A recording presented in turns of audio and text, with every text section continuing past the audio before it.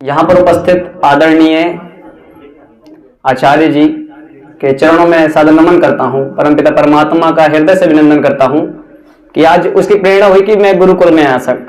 और मेरी माता जी भी आई हैं और मेरे पिताजी भी, और से मेरी दादी जी भी आई हैं, तो इसलिए मैं उनका भी नमन करता हूँ हृदय से। एक बार की बात है, मैं तो कुछ बातें खुल के करता हूँ। मेरी माँ भोजन पका रही थी और क्या हुआ था, एक बार जवानी में अक्सर होता है, आकर्षण हो जाता है। तो एक बहन के प्रति मेरा आकर्षण हो गया, तो मैंने छत से इशारा किया। मेरे पिताजी ने देख लिया और मैं घबरा गया।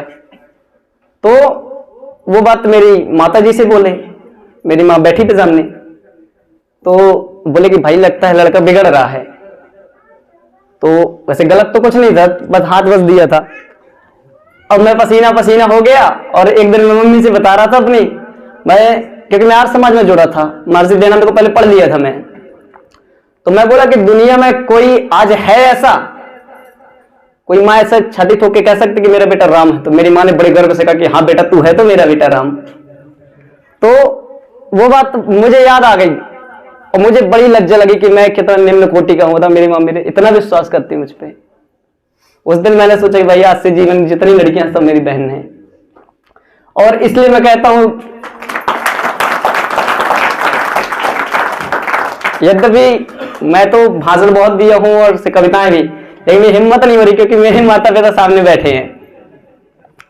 तो और इसलिए रामायण में कहा गया है कि जिसकी माता पतिव्रता होती है और पिता धार्मिक होता है, गुरु सज्जन होता है, उसके बच्चे चरित्रवान होते हैं।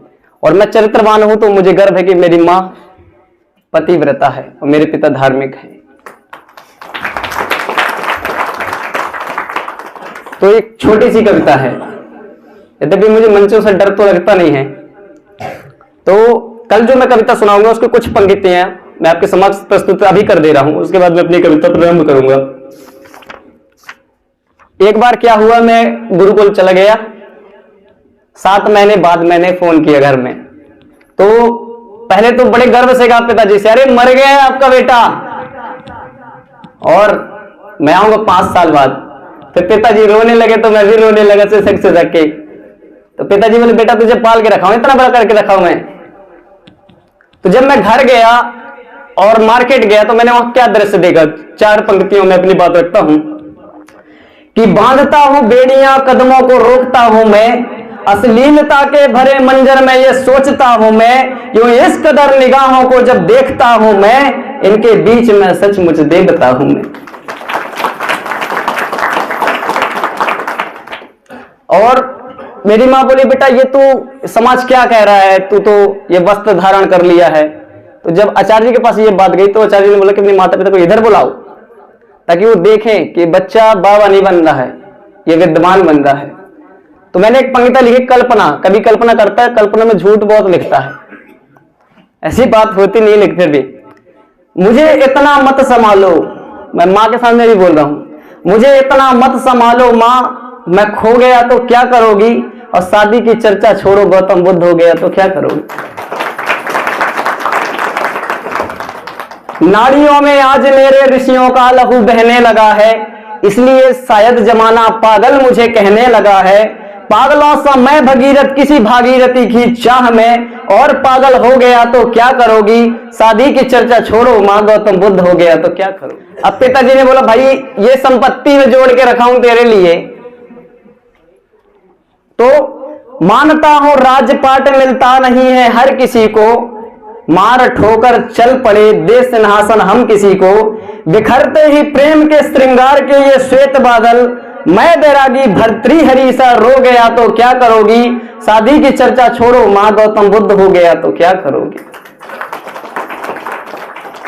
अब कुछ लोग कल्पना करते हैं, पहले मैं भी कल्पना करता था। पहले मैं कविताएं लिखता था प्रेम की, अब लिखता हूं अंगार की।